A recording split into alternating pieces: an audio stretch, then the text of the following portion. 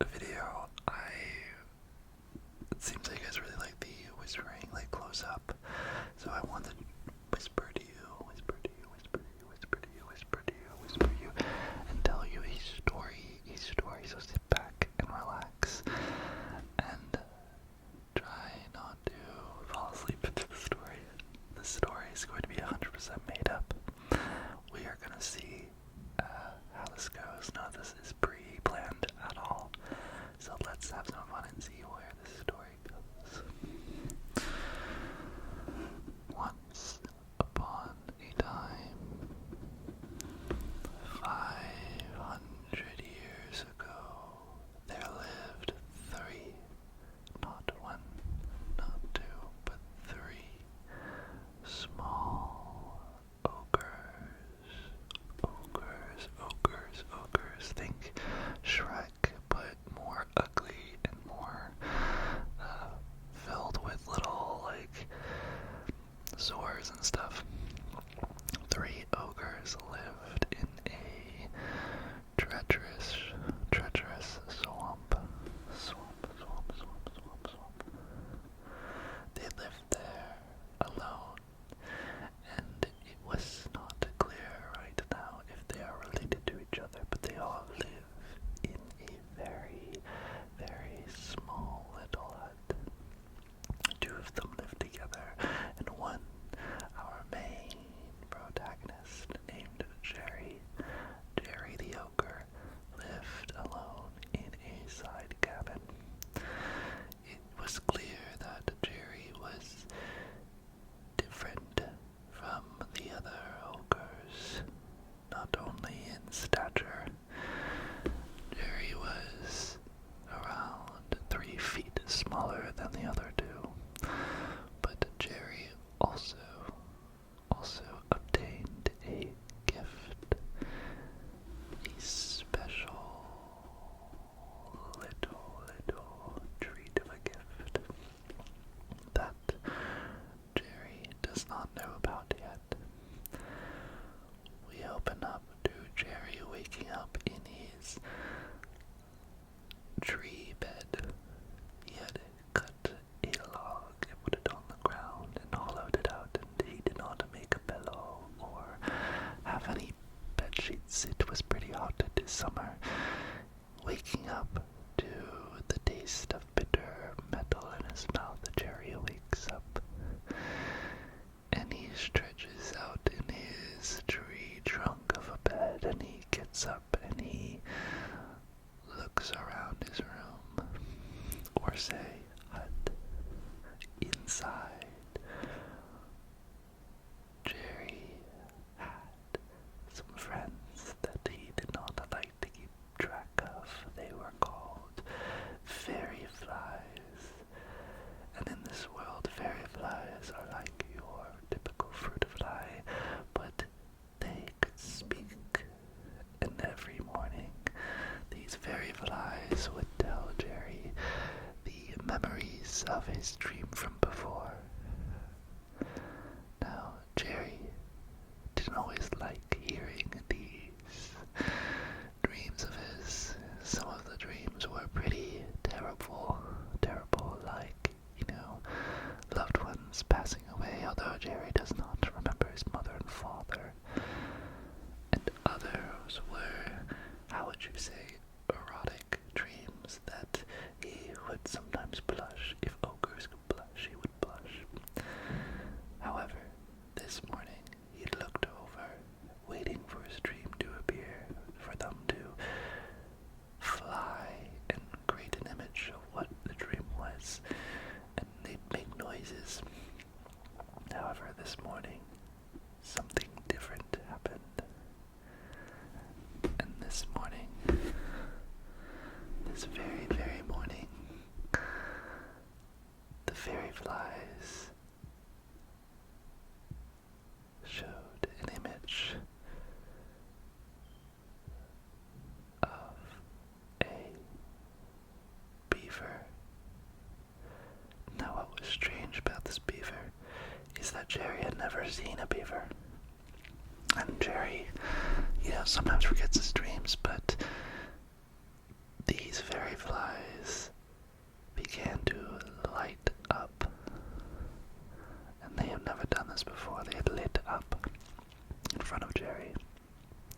colors, rainbow colors.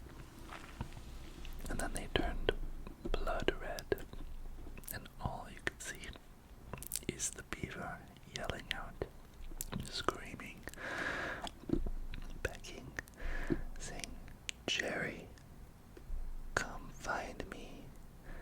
I have the treasure you've always been looking for. Find me now, before it's too late." And then the beaver looks away, and just like Star Wars with Leia, the fairy flies then stop. And what they usually do is they stop and then they kind of resume flying around, but this time, Jerry noticed they stopped, and then they all fell to the ground, motionless.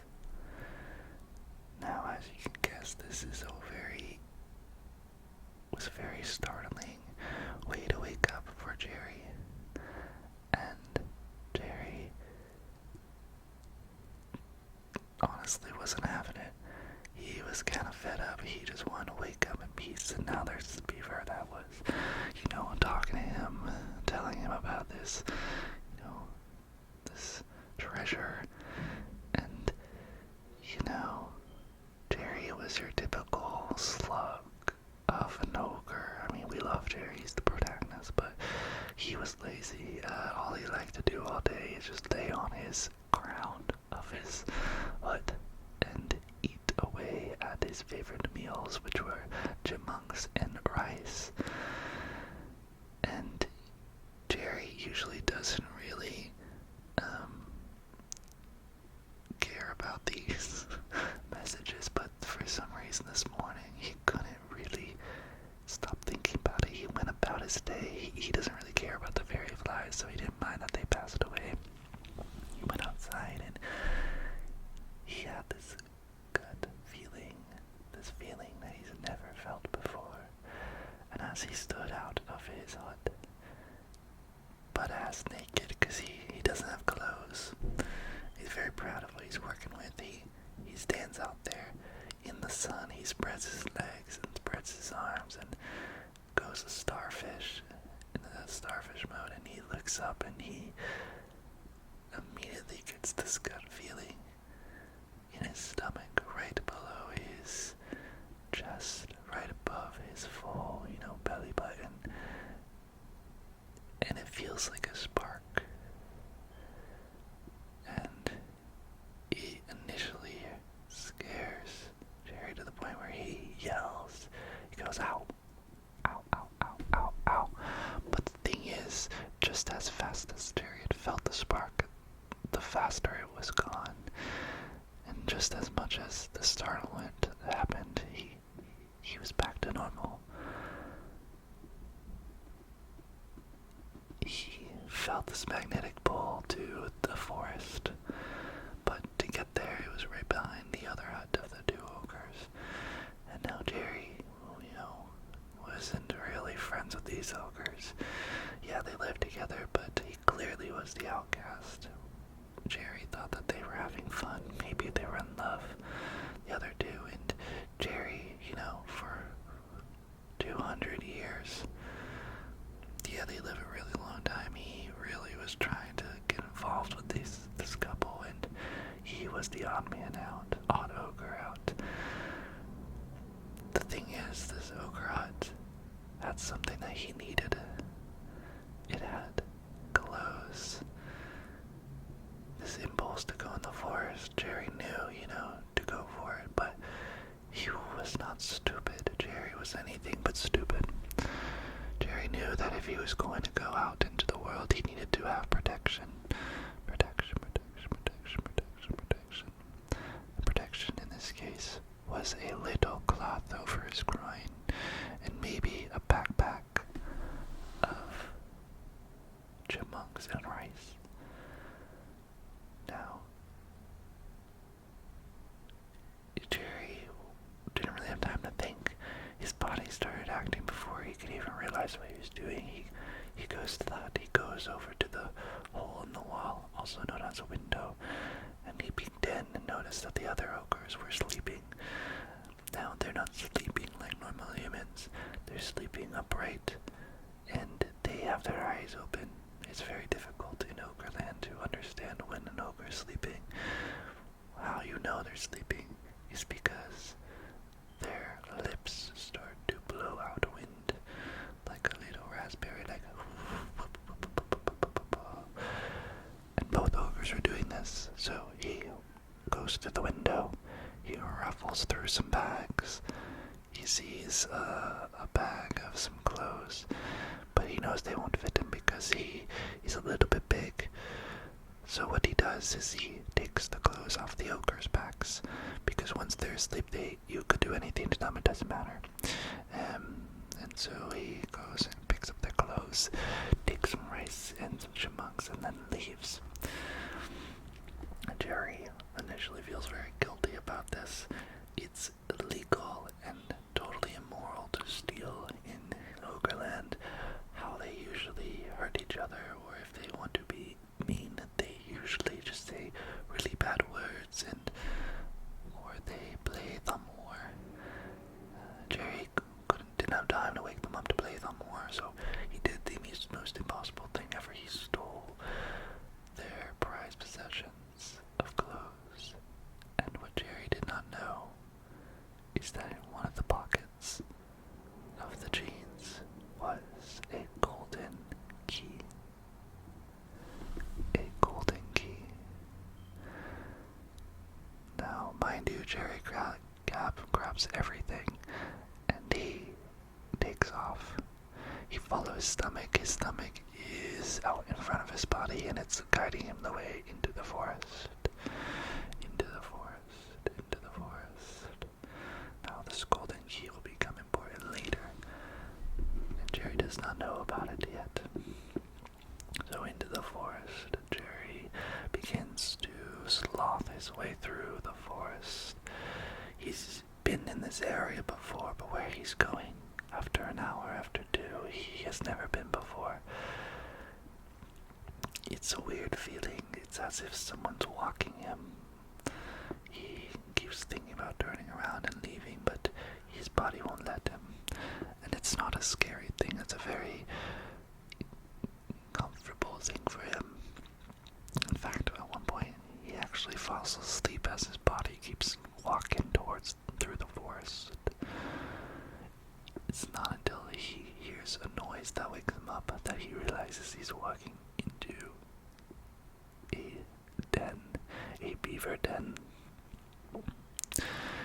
What he's heard is whispers of, he's here, he's finally here, Jerry the ogre is here, Jerry's here. And as he wakes up, no one and nothing is around him except for this little hole in the ground. His body stops.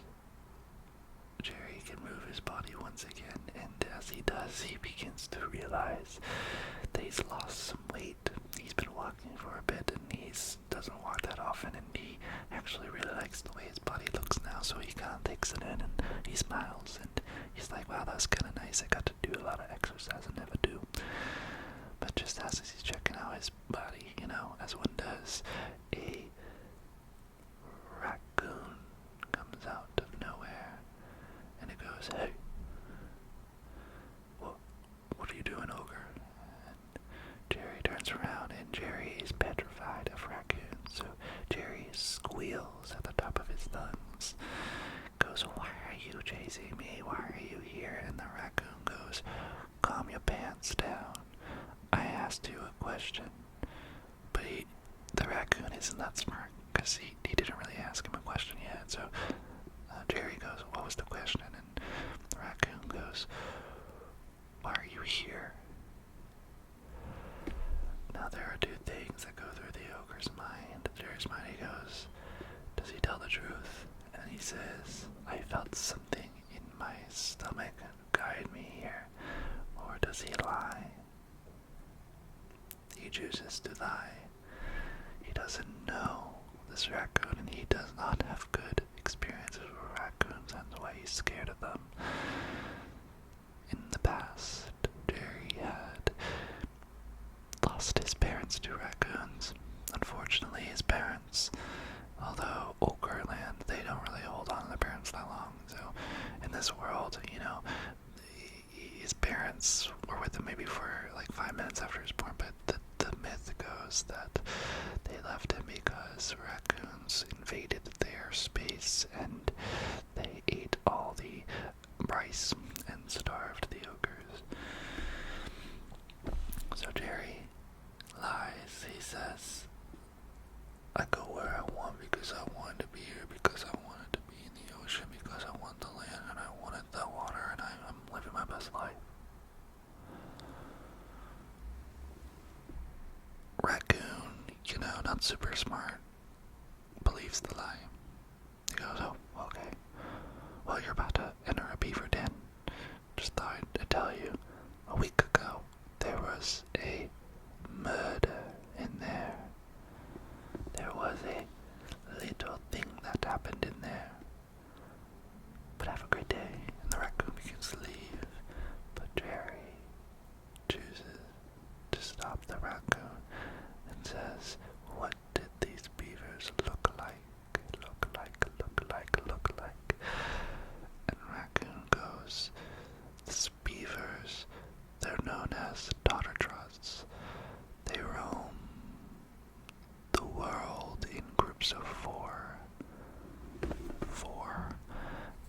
And this one has been there for around 2 weeks. They're very rare, he says. I only stopped upon them because I was trying to grab some rice, and I realized that there was someone in this den, and I went in and untold me they were sleeping. Thankfully, the raccoon said, I love beavers and I would never do anything to hurt them, so I just sat by and waited for them to wake up, and we became best friends. Ogre says, Jerry says, what do they look like? He said, they looked like a beaver with long fangs, and a great smile, and great personality. You know what I mean? And the ogre then said, Jerry was like, that's exactly what was in my dream. Raccoon says, what dream? And then Jerry says, where are they now? Raccoon says, they passed away. Jerry says, to where? Raccoon says, you're being dumb, they're dead. Jerry says, oh no, I don't know what to do, why am I here? I have a treasure I'm supposed to find, and I can't believe I made it to the beaver, but they're not here. Raccoon then looked at the ogre and said, you had visions about him, didn't you? The ogre said, shook his head up and down. The raccoon said, he told me that he was sending visions to someone, to something, to some breathing thing. I thought he was making it up, but he said, wait here. They will come with instructions. Trust them. Tell nobody. It is my last wish. The raccoon said this to Jerry as tears begin to go down his face. Jerry says, I am him. And Raccoon goes, then it is time. Follow me, follow me, follow me, follow me, follow me, follow me, follow me. So the ogre follows the beaver. Not the beaver. The ogre follows that raccoon off away. And inside is the golden key. Remember this. But Jerry follows.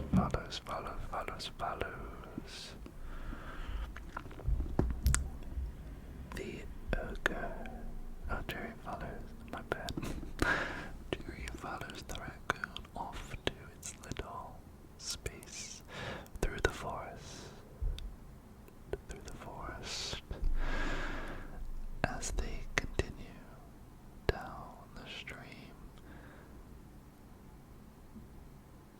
feels the key in his pocket. He says nothing and continues to go with the raccoon. To be continued. To be continued. To be continued. If you wanted this story to be continued, make sure you like and let me know in the comments. I thought this was very fun. I really want to know what happens to the ogre, Jerry, and the raccoon, and the treasure, and the beaver, and who knows what adventure they're on. Have a wonderful, wonderful, wonderful night. I apologize for the noise. But I will, subscribe, consider joining the Hive, our membership program, and I will see you in very, very soon, my friend.